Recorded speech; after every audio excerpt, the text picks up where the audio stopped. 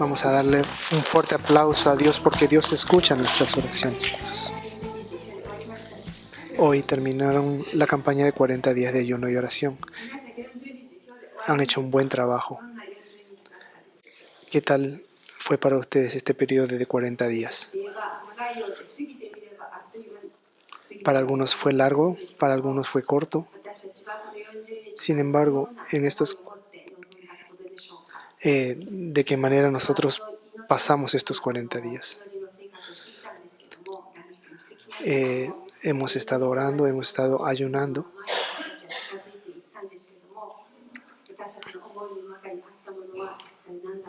¿Y qué es lo que nosotros había en nuestro pensamiento en estos 40 días de ayuno y oración? ¿Qué es lo que oramos? Hubieron muchas peticiones de oración. Si yo reflexiono en todo eso, yo quiero llevar una vida más abundante, más lograda en Cristo Jesús. Y yo quiero ser una cristiana que vaya madurando espiritualmente más y más.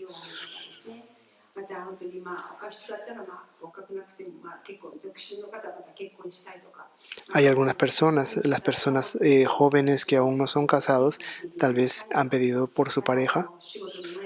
Hay algunas personas que han estado orando por trabajo, los que no tienen trabajo. Hubieron muchas peticiones de oración. Sin embargo, Dios escucha nuestras oraciones. Y tal vez aparentemente Dios aún no responde, pero Dios escucha cada una de nuestras oraciones. Y en su voluntad, Él va a ir respondiendo. ¿Cuántos dicen amén? Cuando nosotros oramos y ayunamos delante del Señor, lo hemos hecho, estos 40 días,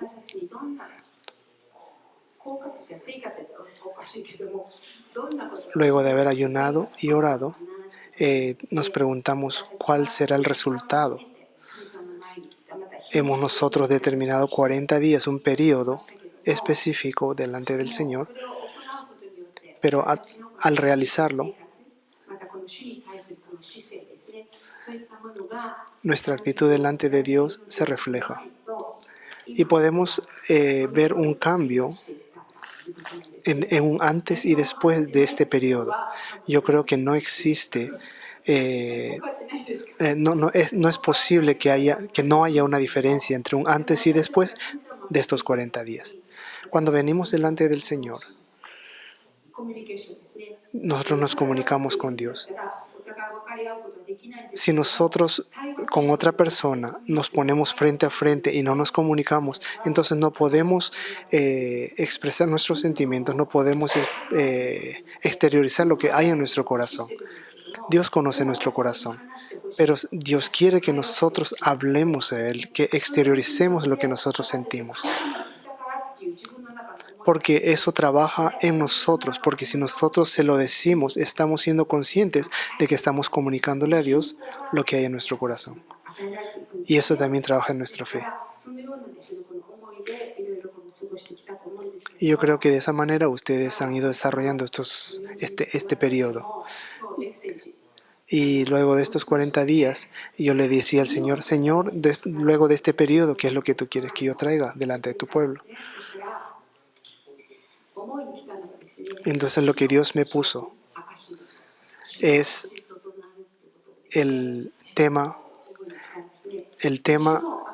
testigos de Jesús, testigos del Señor.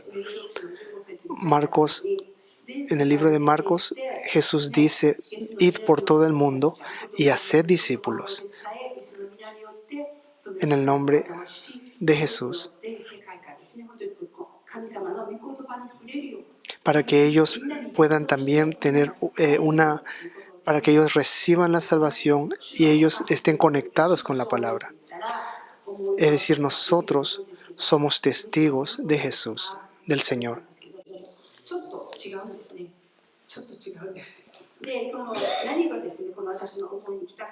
Pero lo que Dios me puso en mi pensamiento es algo un poquito distinto.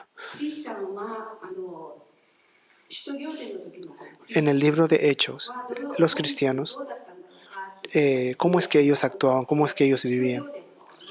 Si vemos en el libro de los Hechos, en el 1, en el capítulo 1 y el capítulo 2, yo voy a ir leyendo cómo eran los testigos de Jesús en la iglesia primitiva. Jesús, luego de haber sido crucificado, cómo actuaron, cómo vivieron sus seguidores. Cuando Jesús se fue de delante de ellos, ellos estaban tristes por la ausencia de Jesús y se sentían agobiados. Sin embargo, ellos empezaron a reunirse y Jesús resucitó y se apareció delante de sus discípulos, delante de sus seguidores.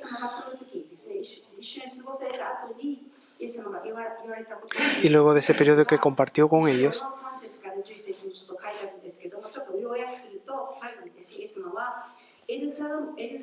Jesús les dice: permanezcan en Jerusalén y reciban la promesa que Dios el Padre les ha dado.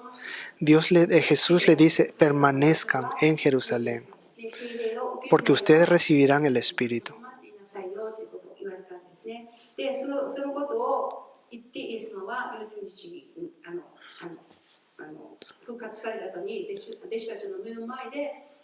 Y luego de aparecerse varias veces a sus discípulos, Jesús es ascendido al cielo. Y ese fue en la cima del Monte de los Olivos, creo yo.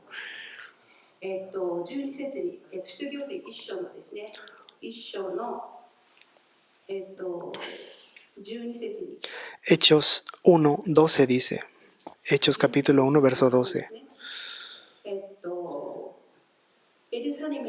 Entonces volvieron a Jerusalén desde el monte que se llama del Olivar.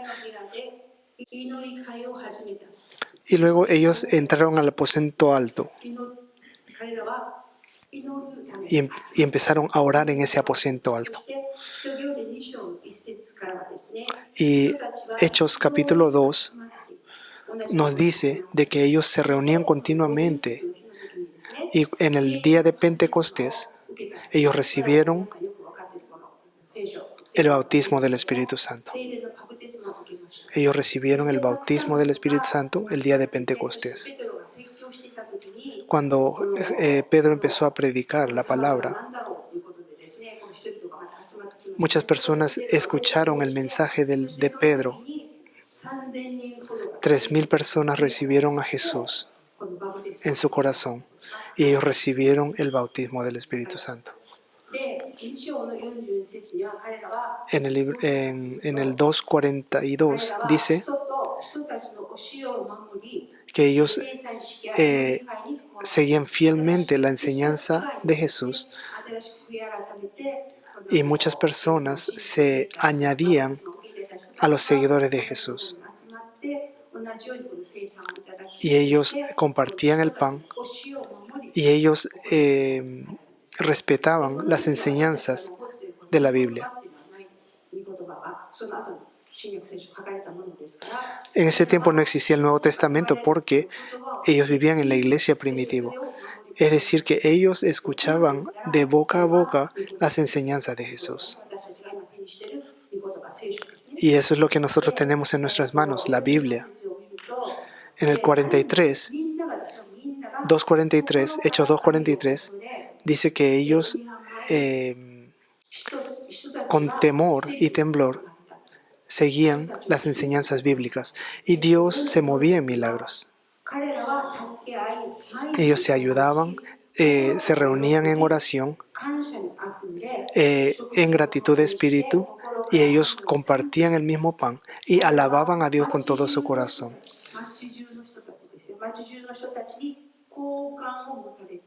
Y toda la comunidad eran agradables a los ojos de toda la comunidad. Y muchas personas se iban añadiendo a los seguidores de Jesús. Eso es lo que la iglesia primitiva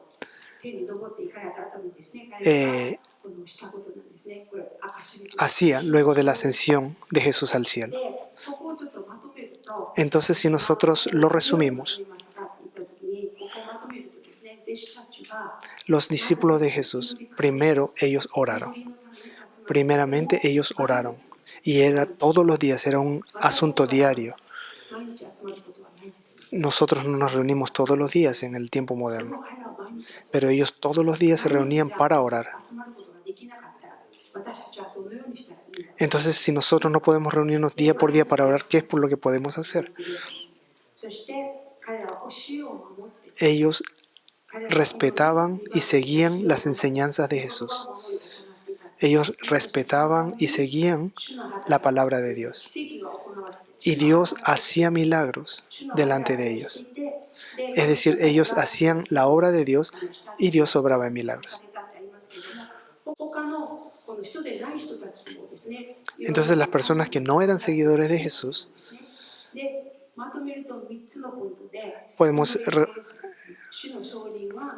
entonces los testigos de Jesús, resumiéndolo, nosotros, incluyendo a nosotros, es decir, los que hemos creído en Jesús y en su Evangelio,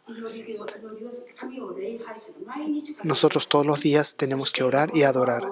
Tenemos que respetar la palabra de Dios y seguir la palabra de Dios y hacer la obra de Dios. Entonces, ¿qué significa adorar delante de Dios? Venimos nosotros los domingos, adoramos a Dios. Entonces, ¿qué hacemos los días que no es día de iglesia? ¿Dónde están ustedes adorando a Dios el día que no es iglesia?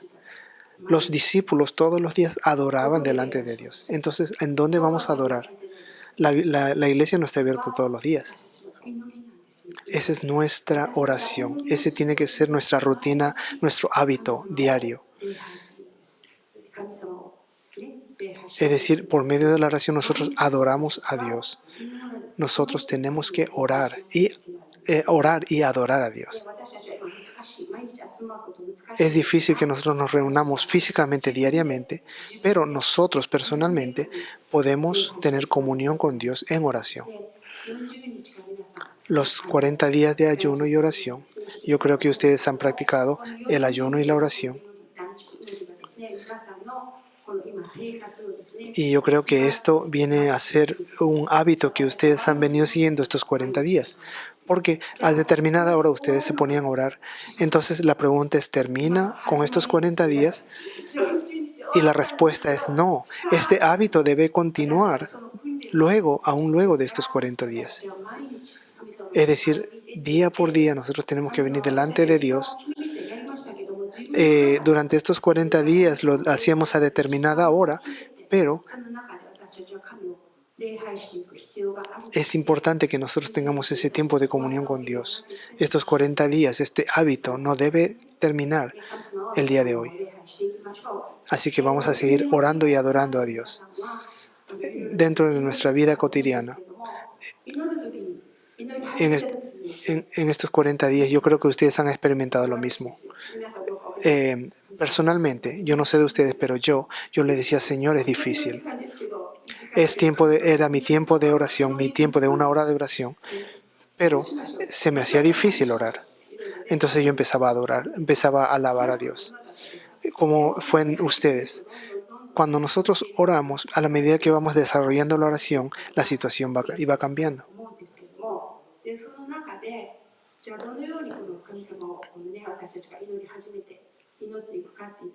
Entonces, ¿cómo debemos empezar en oración? Yo creo que muchos de ustedes recuerdan la oración del Padre Nuestro. Cuando dice, Padre nuestro que estás en los cielos, santificado sea tu nombre, venga a nosotros tu reino, hágase tu voluntad en la tierra como en el cielo. Si nosotros vemos el orden de la oración del Padre Nuestro, vemos que la oración empieza en adoración, empieza en gratitud para con Dios. Es decir, nosotros tenemos que agradecer a Dios por cada uno de sus beneficios. Pero si nosotros medimos la oración de acuerdo a nuestras emociones, ¿qué pasaría?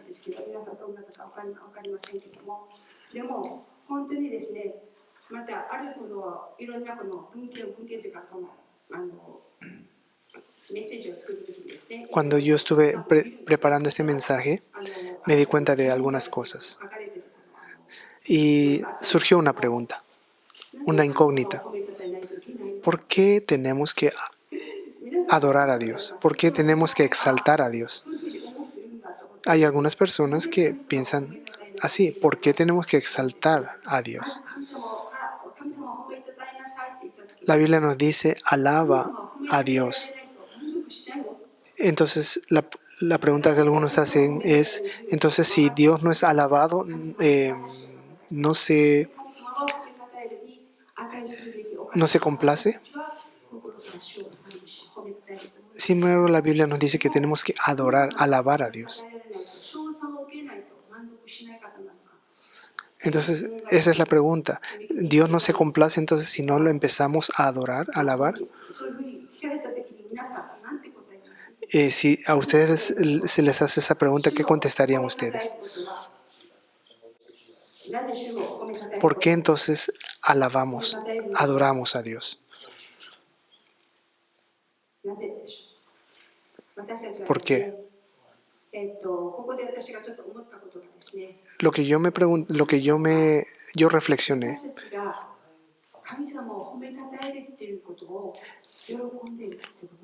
es que Dios se complace, Dios se alegra en nuestra alabanza.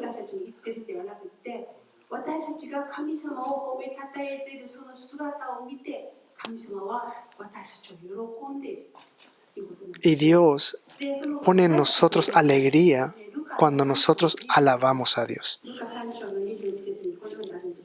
Lucas 3:22.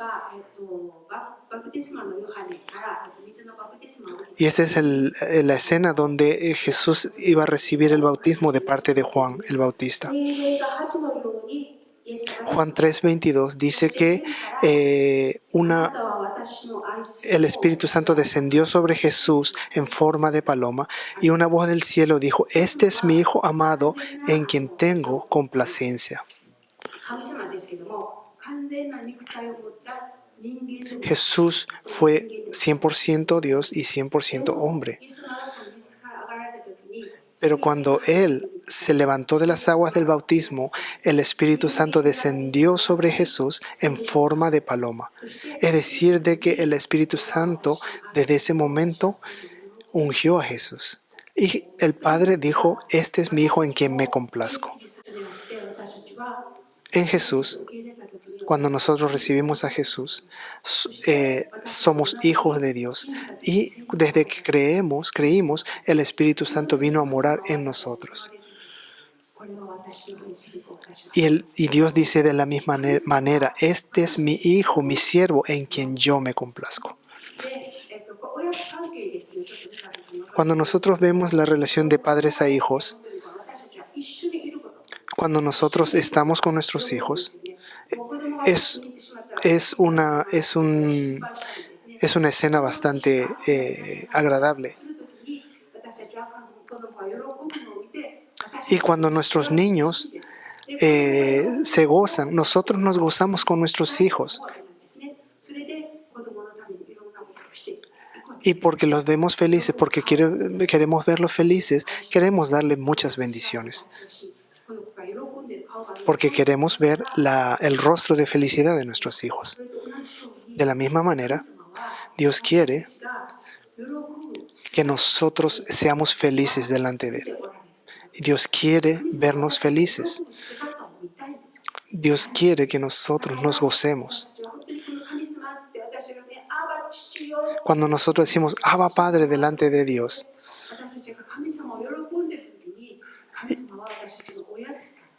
porque Dios es nuestro Padre y nos gozamos en alabarle, de la misma manera, Dios se goza en ver nuestra felicidad.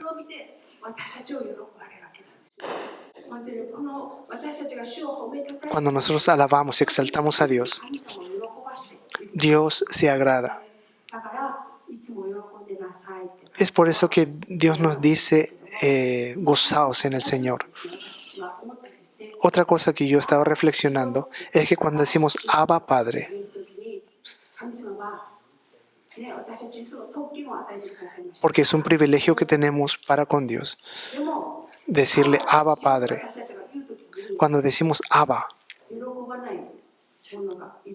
cuando decimos papi a nuestro Padre, no hay Padre que no se complazca en eso. De la misma manera, cuando decimos Abba a nuestro Padre Celestial, yo creo que Dios es incomprensible que Dios no se goce en que le digamos Abba. Cuando nosotros decimos Abba Padre, cuando nosotros alabamos, glorificamos a Dios, eso detesta el enemigo, el diablo. Cuando nosotros delante del enemigo oramos, alabamos a Dios y decimos Abba Padre, a nuestro Padre Celestial, eso para el enemigo es algo detestable. Y recibimos muchas bendiciones de parte de Dios y el enemigo tiene que huir de delante de nosotros. Nosotros tenemos que exaltar, tenemos que declarar delante del mundo espiritual que nosotros somos hijos de Dios, diciendo Abba Padre. Es decir, Dios no quiere egocentrísticamente que nosotros le alabemos para que Él se sienta bien, sino que es también una declaración en el mundo espiritual, agradeciendo de que Dios nos colma de bendiciones espirituales. Y de esa manera Dios se agrada y nos bendice. Cuando nosotros alabamos a Dios, no es porque Dios quiera autoglorificarse, sino porque Dios quiere bendecirnos. Dios quiere bendecirnos y Él quiere que nosotros le alabemos para que Él nos bendiga. ¿No es algo maravilloso?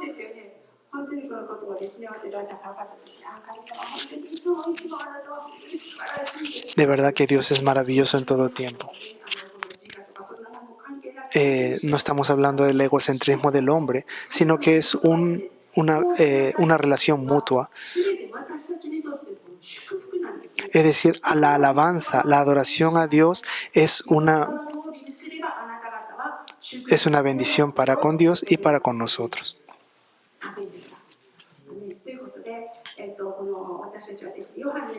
Juan 4, 21 al 24. Juan 4 del 21 al 24.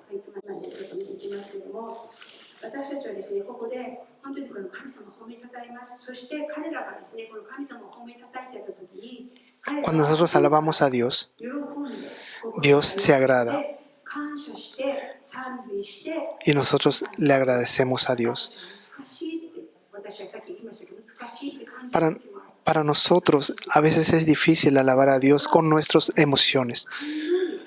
Pero la adoración no depende de nuestras emociones. Nosotros alabamos a Dios muy aparte de nuestras emociones. Es decir, no depende de nuestro estado de ánimo, de nuestras emociones. Juan 4 del 21 al 24, vamos a leerlo.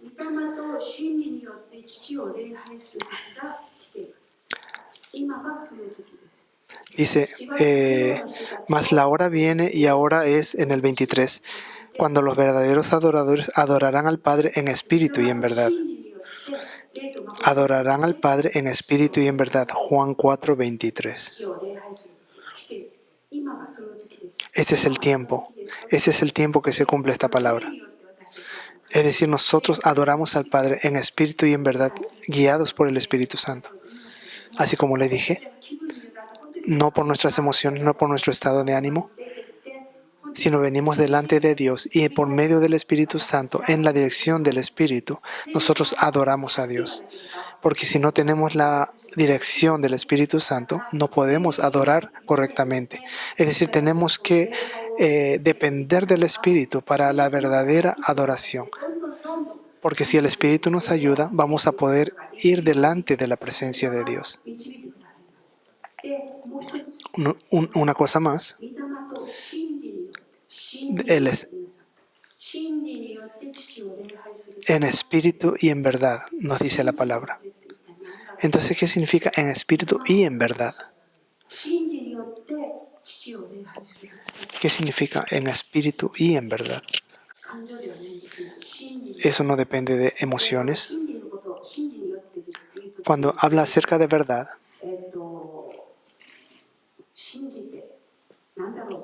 ¿qué significa en verdad? ¿Qué es la verdad?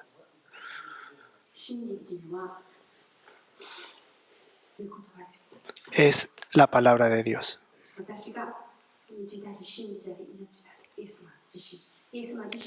Y la palabra de Dios, el verbo de Dios, es el Señor Jesús. En espíritu y en verdad. Dice que adorarán al Padre en espíritu y en verdad. Por medio de la palabra, por medio del espíritu. Me había olvidado de decirles de que cuando nosotros oramos, es un diálogo con Dios. Y es también un respirar. Mientras nosotros oramos, estamos respirando espiritualmente. Cuando nosotros respiramos, nos sentimos bien. Si nosotros dejamos de respirar, vamos a morir. Es difícil vivir, es imposible vivir si no respiramos. Si nosotros dejamos el hábito de orar, vamos a dejar de respirar espiritualmente. Espiritualmente hablando. Tal vez en el físico estamos vivos, pero si nosotros no respiramos espiritualmente, si nosotros respiramos, es decir, si nosotros oramos, vamos a continuar esa salud espiritual. Es por eso que tenemos que orar, porque tenemos que respirar espiritualmente. Y de esa manera vamos a tener una vida espiritual saludable. Pero si nosotros dejamos de hacerlo, nuestra carne va a salir delante de nuestro espíritu. Y vamos a vivir de acuerdo a la carne. Y vamos a vivir una vida de cristianos carnales. Para que nosotros vivamos una vida espiritual, necesitamos respirar espiritualmente. Porque tenemos que respirar. Y ese respirar, esa respiración es nuestra oración.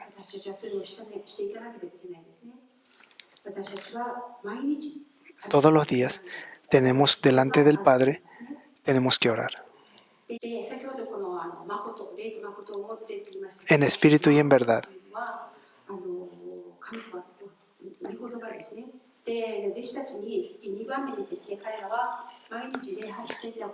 Así como hablamos de que los discípulos se reunían y ellos respetaban y seguían la palabra. Ellos eran hacedores de la palabra, se reunían en oración. Nosotros tenemos la Biblia, tenemos la palabra de Dios. Lo que nos legaron, mejor dicho, los discípulos, los hombres de Dios, fue la palabra de Dios, el Nuevo Testamento. Y esa palabra, ese verbo, es nuestro Señor Jesús. Cuando nosotros respetamos, cuando nosotros seguimos las enseñanzas de Jesús, así como ocurre en la oración, cuando nosotros respetamos y seguimos la palabra de Dios, es parte de la adoración para con Dios.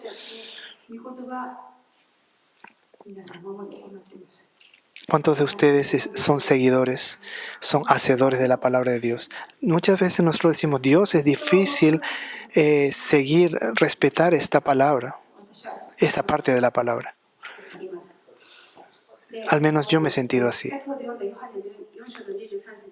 Juan 4:23 nos habla acerca de la adoración a Dios en espíritu y en verdad.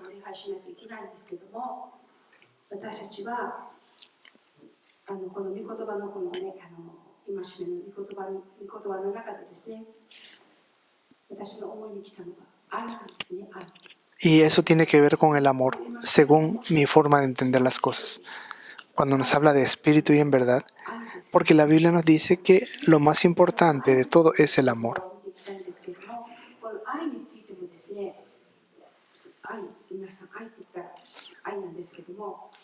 Estamos hablando del amor, el amor de Dios.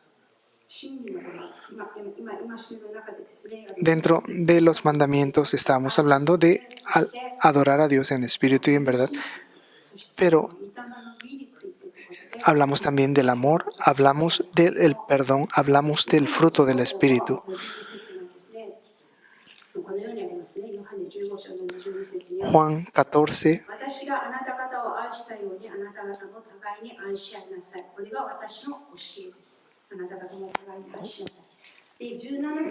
la Biblia nos dice, así como yo les perdoné, perdonen ustedes. Y también dice, así como yo les amé, amaos los unos a los otros. Está en Juan 14, no sé cuál es el versículo. De la misma manera, como yo te perdoné, como yo te amé, háganlo ustedes mutuamente. Y eso es sin excepción. A este voy a amar, perdonar, pero a este no. Eso no ocurre así.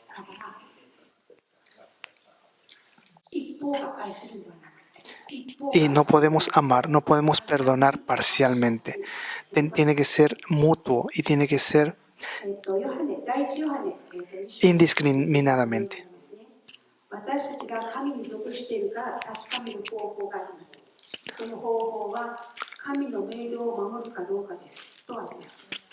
La Biblia también nos dice,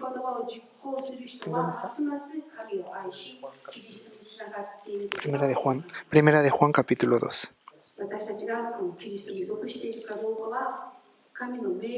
Capítulo 2. Primera de Juan 2, 3 dice, y en esto sabemos que nosotros le conocemos y guardamos sus mandamientos. Porque el que guarda los mandamientos, mis mandamientos, ama a Dios, dice la palabra.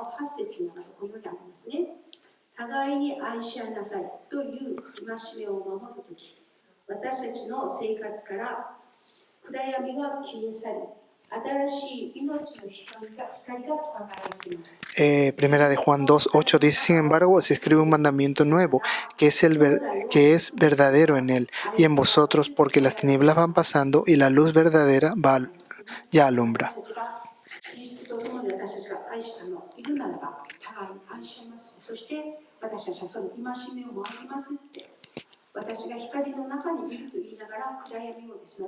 A veces nosotros decimos que somos hijos de luz, que estamos en luz, pero caminamos en tinieblas.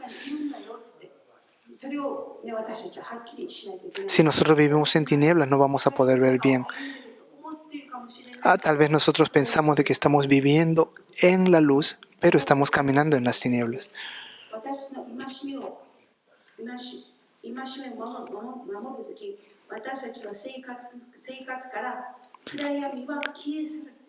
Primera de Juan 2, 9 dice, el que dice está en luz y aborrece a su hermano está todavía en tiniebla. Si nosotros respetamos la palabra de Dios, las tinieblas tienen que desvanecer. Porque la luz de vida aparece delante de nosotros.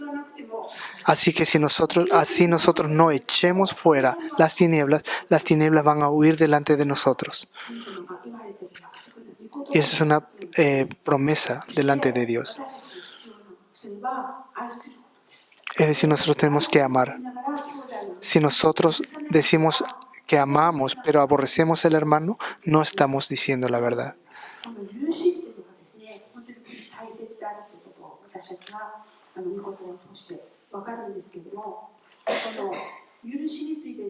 Luego también nos habla acerca del perdón.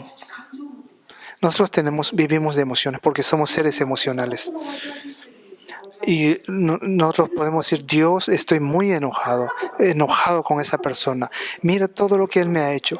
Mira cómo lo que me ha hablado delante en mis espaldas. Y yo no puedo perdonarlo. Si nosotros nos dejamos llevar por nuestras emociones, se nos hace difícil perdonar. Es también difícil amar a alguien que nos ha herido.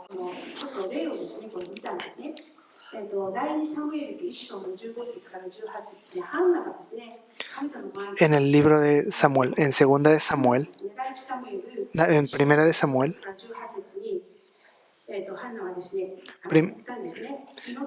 primera de Samuel, Hannah estaba orando delante de Dios y le decía a Elí, yo estaba orando y derramando mi corazón de Dios porque estaba enojada.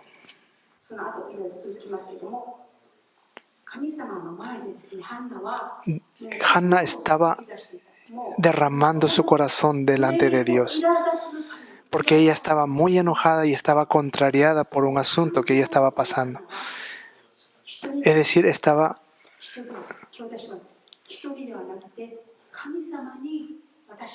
ella estaba declarando su descontento delante de Dios.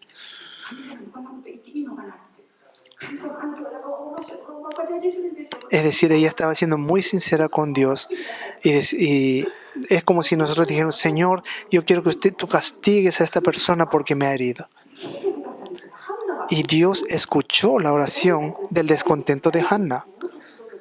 David dijo delante de Dios en Salmo 51, él estaba pidiendo perdón por el pecado de adulterio.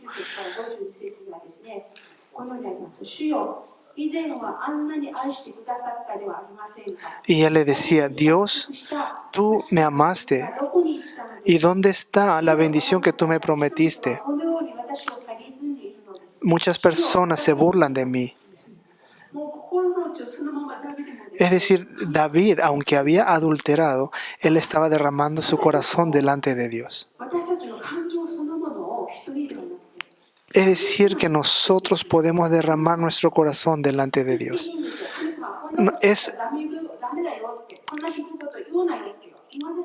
Dios no lo prohíbe. Nosotros podemos sincerarnos delante de Dios.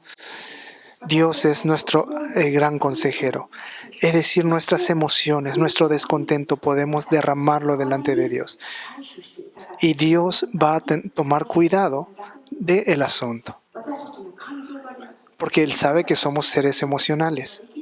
Y que nosotros a veces no podemos controlar nuestras emociones. Pero ¿a quién nosotros podemos derramar esas emociones? ¿A quién podemos declarárselo?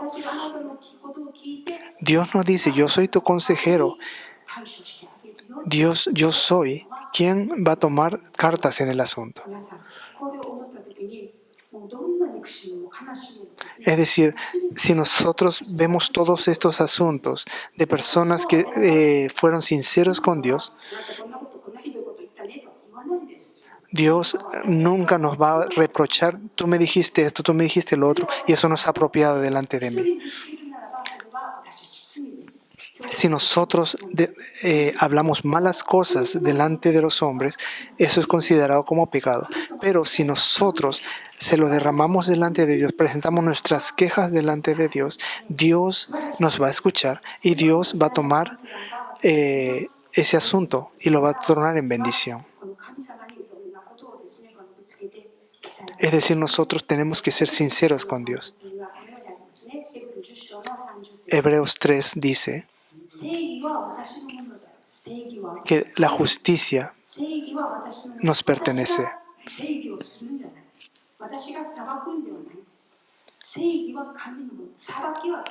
La justicia proviene de Dios y que la revancha, la venganza es mía, dice el Señor. Hebreos 10:3. Es decir, nosotros tenemos que presentarle nuestra causa a Dios.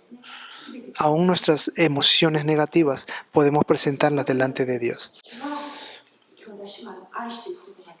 De esa manera nosotros podemos amar a nuestros hermanos y hermanas sin ninguna excepción. Cuando Hannah presentó su causa delante de Dios y ella terminó de orar, ella se sintió muy aliviada porque ella presentó sus quejas delante de Dios. Y Hannah se lo entregó toda su situación a Dios. Su situación negativa se la entregó a Dios. Estamos hablando acerca del perdón. Tenemos también el fruto del Espíritu.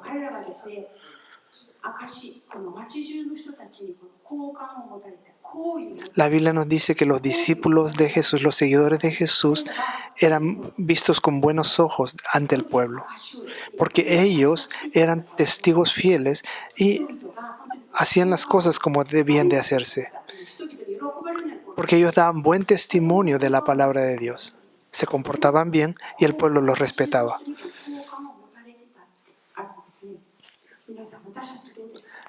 ¿Qué de nosotros? ¿Qué de nuestro alrededor? ¿Estamos nosotros siendo de testimonio delante de Dios, delante de los hombres? ¿Estamos siendo buenos testigos de Jesús?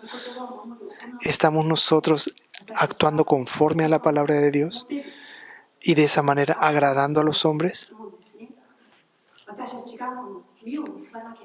Si nosotros no damos frutos, entonces no tiene sentido.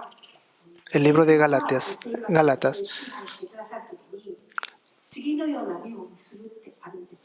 nos habla acerca del fruto del Espíritu. Y son 9.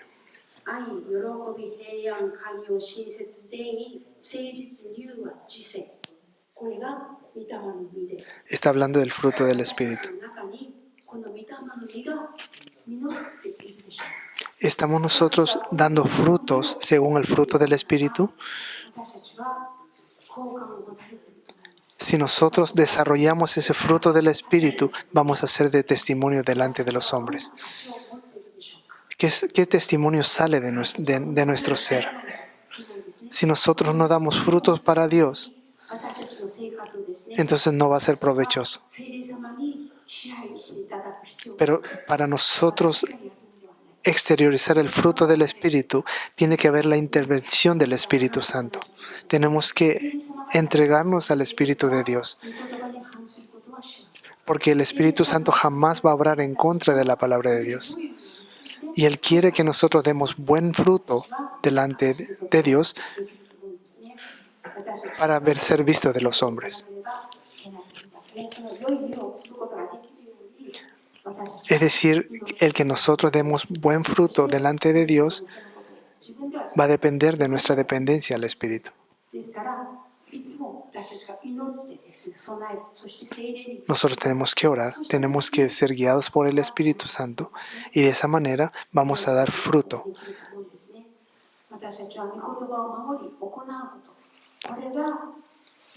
Es decir, que es muy importante orar, seguir la palabra para poder dar fruto delante de Dios. Y eso depende de nuestro tiempo de oración. Entonces, esa es nuestra disposición al momento de adorar a Dios a través de nosotros. Dios va a obrar, pero depende de nuestra oración, de nuestra adoración a Dios, de nuestra posición de oración. Si nosotros queremos dar fruto para Dios por medio del fruto del Espíritu, tenemos que seguir esos pasos de Dios.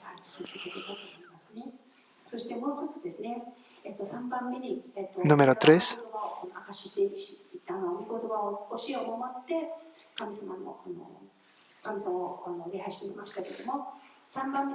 El número 3. Ellos hacían la obra de Dios.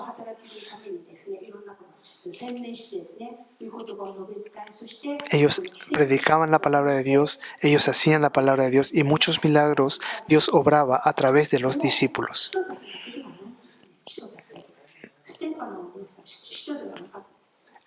Esteban no era un discípulo de Jesús, pero él hacía la obra de Dios.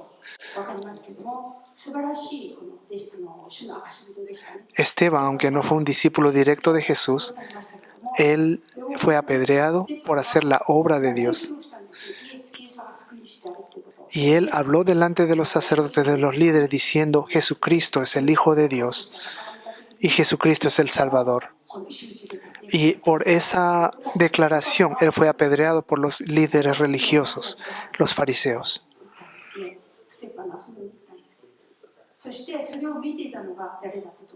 Y en ese tiempo, uno de los fariseos que estuvo presente en el apedreamiento de Esteban fue Saulo, quien luego Dios lo convirtió en Pablo.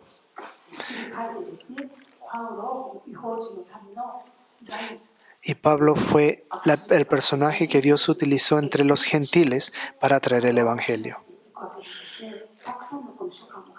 Y él escribió muchas epístolas. Felipe también fue otro personaje. Porque hubo una persona importante que estaba en su carruaje y Felipe se acercó a esta persona importante y le enseñó acerca del libro de Isaías.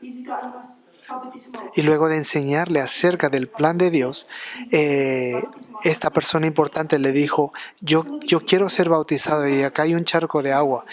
Y Felipe lo bautizó y Dios lo trasladó milagrosamente a Felipe de esa escena a otro lugar completamente alejado. Entonces podemos ver de que Dios no solamente obraba a través de sus discípulos directamente, sino a través de sus seguidores, que no eran discípulos de Él. Y eso es maravilloso. Eso es lo maravilloso del libro de Hechos. Sin embargo, el libro de Hechos aún no ha terminado. Porque el mismo Espíritu Santo, el que influenció en los discípulos en el tiempo de la iglesia primitiva, obra en nosotros, si nosotros hacemos la voluntad de Dios.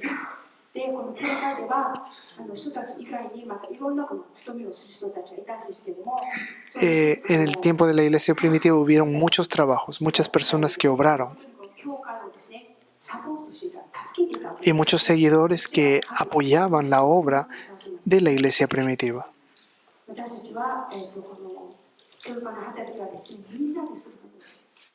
Es decir, la iglesia es un trabajo que tenemos que hacerlo todos los miembros, no solamente los líderes, porque somos parte del cuerpo de Cristo. Cada uno de nosotros somos parte del cuerpo de Cristo y cada parte del cuerpo de Cristo tiene una función. Es decir, las partes del cuerpo de Cristo, cada uno tiene una función específica y tiene un significado de haber sido puesto para esa función. Entonces, ¿cuál es nuestro trabajo? ¿Estamos nosotros haciendo nuestra función? Nuestra pregunta es: ¿qué podemos hacer nosotros para Dios? Es importante que todo lo que hagamos lo hagamos para Dios. Primera de Corintios 15, 12 nos dice que somos nosotros parte del cuerpo de Cristo.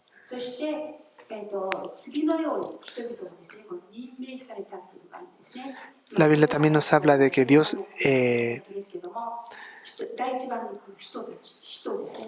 nos habla de discípulos, profeta, maestro,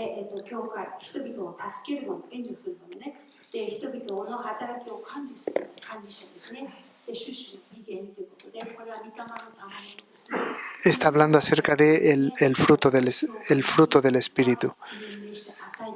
Y que el fruto del Espíritu es para desarrollar ciertos trabajos en la iglesia. Así nosotros no tengamos un don específico. Yo creo que Dios nos ha dado a cada uno de nosotros dones específicos que están dentro de esta lista. Tal vez nosotros no podamos ser profetas o no podamos ser discípulos, pero podemos ser personas que apoyen los distintos ministerios.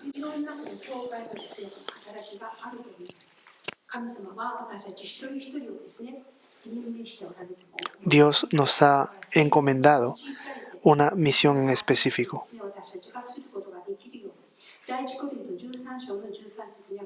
Primera de Corintios 13:13.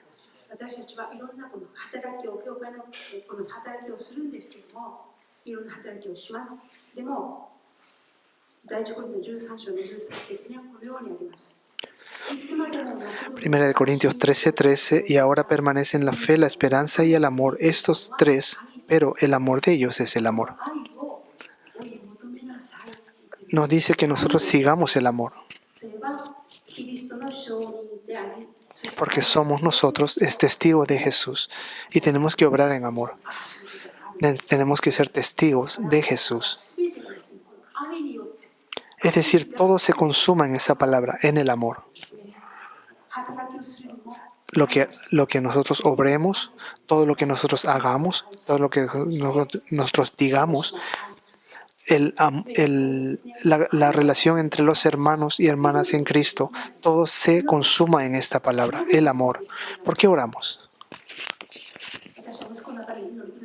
Yo oro por mi hijo, por mis hijos, por mi familia. ¿Por qué oro? Porque yo quiero que él sea salvo, porque lo amo, porque amo a mi hijo. Yo amo a mi hijo y por eso que yo quiero lo mejor para él y yo quiero su salvación. Cuando nosotros oramos, tenemos que orar por amor. Si nosotros no tenemos amor, no podemos orar. Si nosotros amamos a las personas de Okinawa, entonces vamos a poder orar por las personas de Okinawa.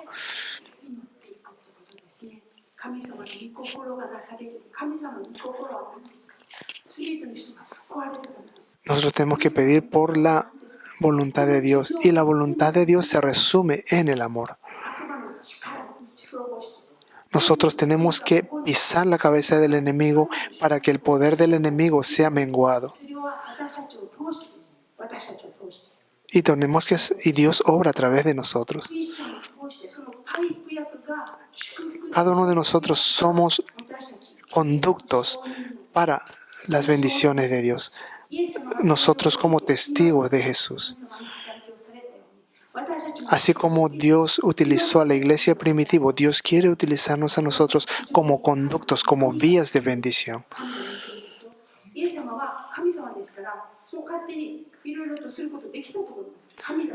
Yo creo que Jesús pudo haber hecho muchas cosas usando solamente su poder, pero Dios no utilizó su poder directamente,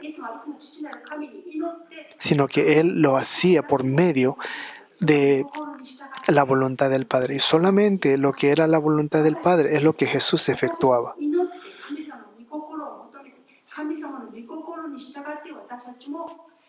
De esa manera también nosotros tenemos que obrar todas las cosas, pero en la voluntad de Dios. Va a llegar un momento en que van a venir los juicios de Dios sobre esta tierra. Va a llegar un momento en que va a venir el tiempo de la tribulación, de la gran tribulación, y luego viene el milenio. Pero ahora nosotros estamos viviendo en un tiempo en que Dios quiere utilizar a su iglesia. Y Dios quiere bendecir, quiere traer gracia sobre esta tierra por medio de la iglesia. No es el tiempo de juicio delante de Dios. Es por eso que nosotros tenemos que orar, tenemos que adorar y tenemos que pedirle a Dios que sea su voluntad sobre esta tierra.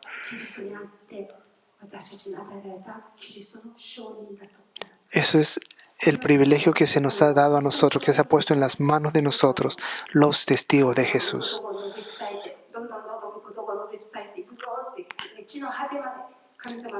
Jesús nos dijo, prediquen el Evangelio a toda criatura. Pero a través de este mensaje que nos enseña que nosotros como Jesús, como testigos de Jesús,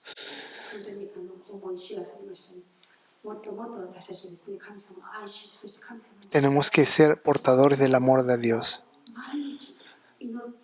Y para ello, nosotros tenemos que presentarnos delante de Dios